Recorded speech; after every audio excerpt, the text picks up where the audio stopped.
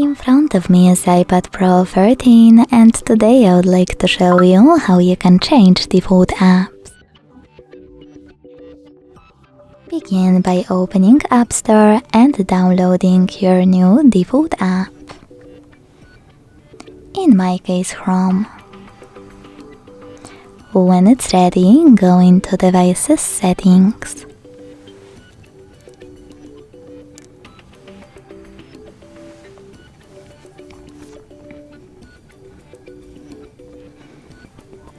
Following that, you need to scroll all the way down to find your new app over here and click on it.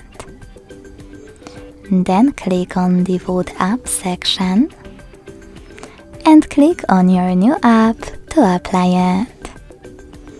When you finished, just go back. Thanks so much for watching. If you enjoyed this video, don't forget to leave a like, comment and subscribe.